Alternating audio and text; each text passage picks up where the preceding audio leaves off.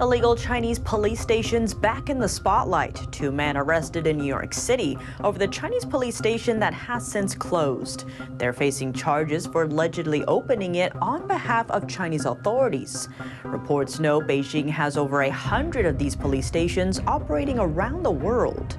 Human rights groups raising concerns that the stations are used to harass and intimidate overseas dissidents.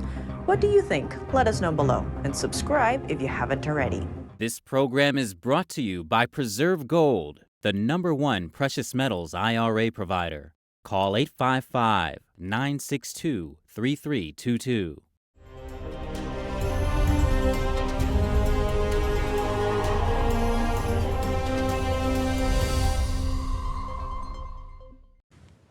Welcome to China in Focus. I'm Tiffany Meyer. U.S. law enforcement arresting 2 men in Lower Manhattan on Monday.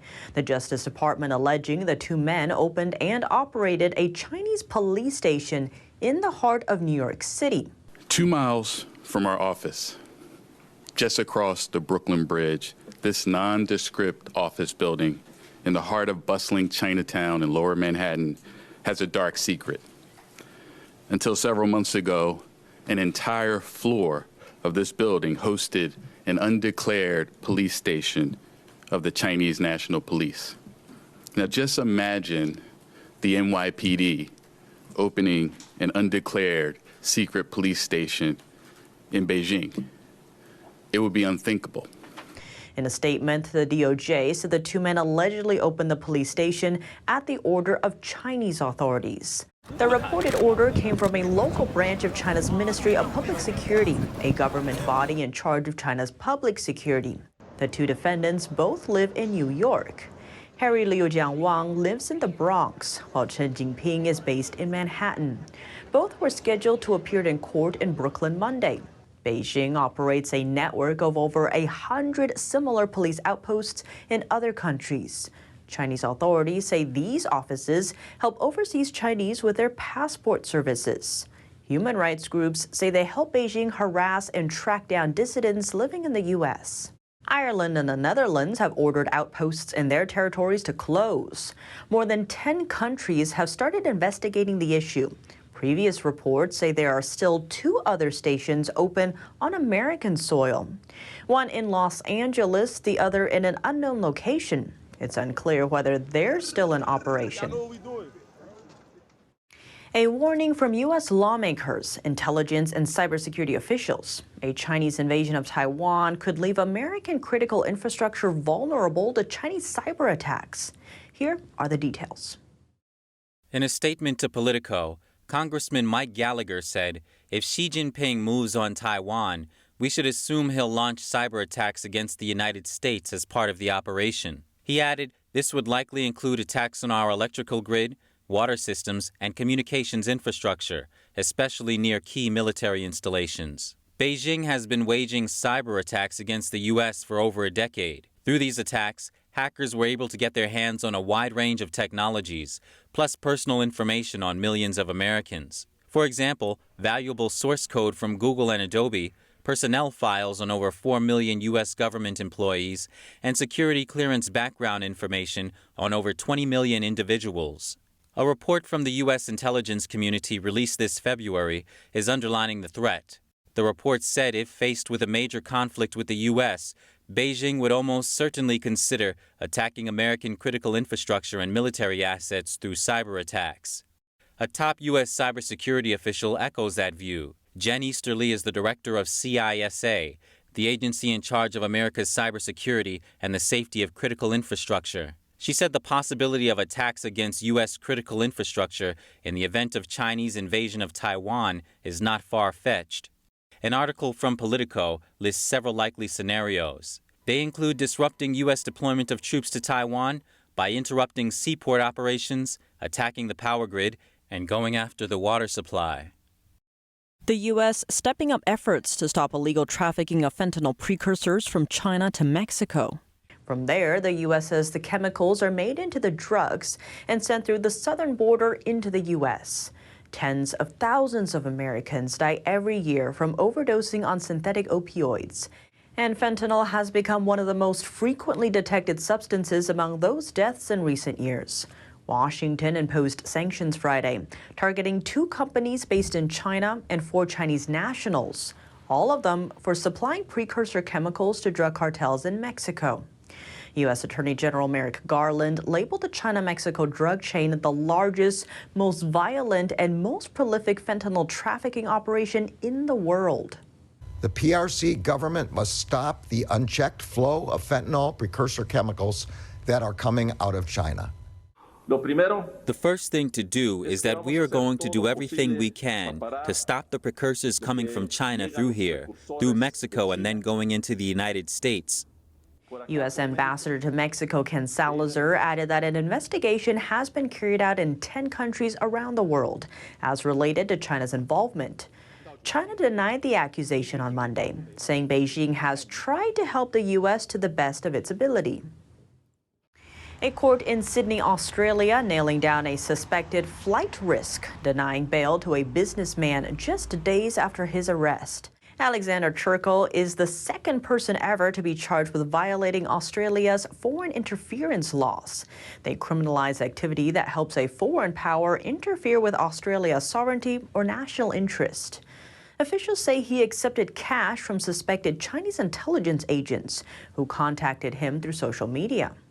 It is alleged that on a number of occasions the man met with 2 individuals known to him as Ken and Evelyn, who offered the man money to obtain information about Australian defence, economic and national security arrangements, plus matters relating to other countries. Those individuals are believed to serve China's Ministry of State Security. Police say he was given a shopping list of intelligence topics to report on. Those included Australia's AUKUS defense technology partnership with the U.S. and Britain, the Quad diplomatic partnership, and the mining of both iron ore and lithium. Based on court documents, the offense happened between February 2021 and April 2023. Magistrate Michael Barco noted Churchill had lived in China for decades and had been on Australia's intelligence radar for some time. Churchill's defense lawyer called it an issue of absolute civil liberties.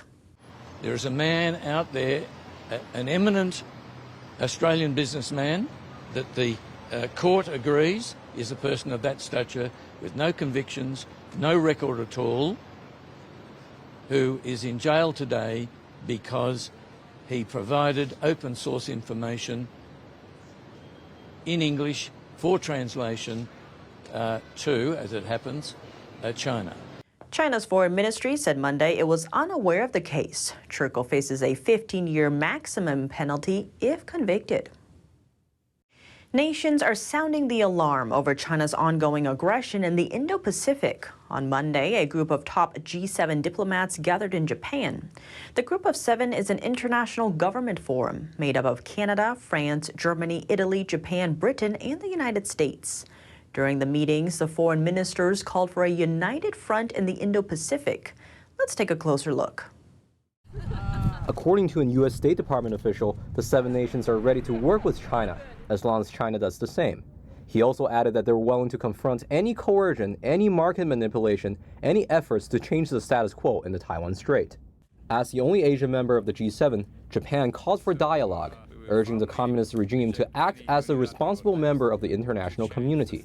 And Germany, on the same token, said in a statement, Many of our partners are already feeling at first hand how China increasingly wants to replace the existing general binding international rules with its own rules.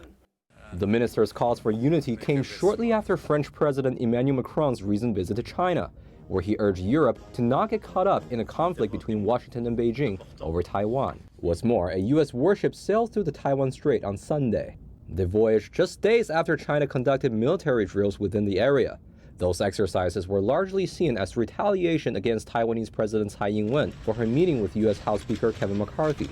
For years, the Chinese Communist Party has seen Taiwan as its own territory, despite never having ruled the island. Luxury car deliveries from automaker Porsche are speeding toward a record high this year, and its largest market is leading the trend. Here's the latest on those numbers. The luxury automaker posted an 18% year-on-year sales rise during the first quarter. Buyers showed their taste for high-end cars in its largest single market, China, where health crisis restrictions have eased. Porsche delivered more than 21,300 vehicles in the country, up a fifth on the previous year. Premium brands have seen the benefits of a rebound in Chinese demand. Rival Mercedes delivered 191,000 vehicles in China in the first 3 months of the year, also up on last year. But it wasn't just China where Porsche sales accelerated.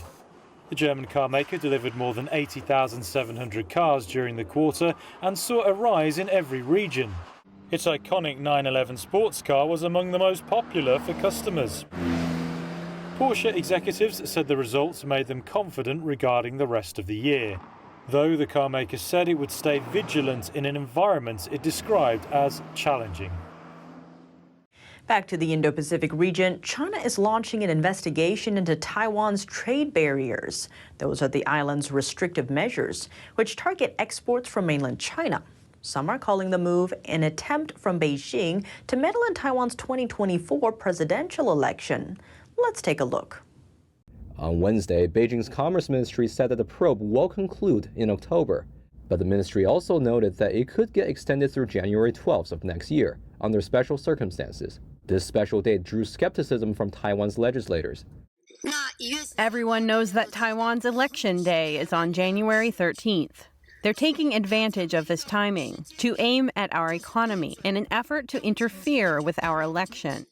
The investigation came 1 day after China ended its war game in the waters surrounding Taiwan. Qiu Junrong, professor at Taiwan's National Central University, said China would likely use this time to end its trade ties with the island. But he pointed out that China's probe won't determine the island's future. After doing all that, the Taiwanese people aren't going to like the Chinese regime any better. It seems that the Taiwanese people have reached a consensus. The way to solve this problem is to develop new markets. In response to the probe, the island's Ministry of Economic Affairs said Taiwan allows imports from China, as long as they don't pose danger to its national security. British lawmakers revealing that they and their families have been targeted by the Chinese regime. That's to deter them from speaking out. These lawmakers regularly criticize the Chinese Communist Party. Sir Ian Duncan Smith is a former Conservative Party leader and a prominent China critic in the UK. He told the Telegraph newspaper that an imposter created a fake email purporting to be him. The imposter tried to convince politicians that Sir Ian Duncan Smith had recanted his views and decided the Chinese regime was a beacon of goodness and decency. Alicia Kearns, head of both the China Research Group and Foreign Affairs Committee, revealed that the regime has also targeted lawmakers' families. She said when a child of a colleague applied to university, the institution was warned all Chinese funds would be withdrawn if the child was accepted, because their parent had been sanctioned by the Chinese regime. It's also claimed that one sanctioned lawmaker's child was barred from getting on a flight with a Chinese airline because of their surname.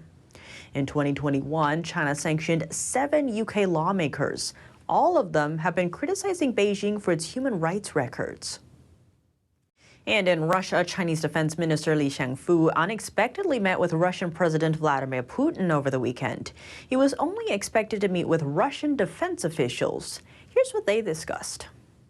Beijing announced Li's visit to Moscow last week, saying he would meet defense officials, but made no mention of a meeting with Putin. Li and Putin hailed military cooperation. Russian Defense Minister Sergei Shoigu was also present. Russia and the Chinese regime had a so-called no-limits partnership, and Chinese party leader Xi Jinping met Putin in Moscow last month. Russia and China have moved to further strengthen their economic, political, and military ties since Moscow sent tens of thousands of troops into Ukraine in February 2022. A senior official in Kyiv said on Friday that Ukrainian forces are finding a growing number of components from China in Russian weapons used in Ukraine. The Chinese regime has repeatedly denied sending military equipment to Russia. China's defense minister said the country is willing to work with Russia. That's to keep strategic communication open between their militaries. That's all for today's China in Focus on YouTube. We're now sharing a shortened version of our program here after being demonetized for 2 years. Here's what to look out for in our second half. 95% of the world's communications pass through undersea cables. So what does it look like when those lines get severed during a war? That's exactly what happened when two of Taiwan's cables recently got cut off. James Fentanyl, retired U.S. Navy captain and former director of intelligence for the U.S. Pacific Fleet, says he believes the situation was no coincidence. We spoke to him about why. The full episode is available on our partner platform, Epoch TV. To sign up, click the link down below. Thanks for watching China in Focus. I'm Tiffany Meyer. See you tomorrow. A performance that truly matters for each and every one of us.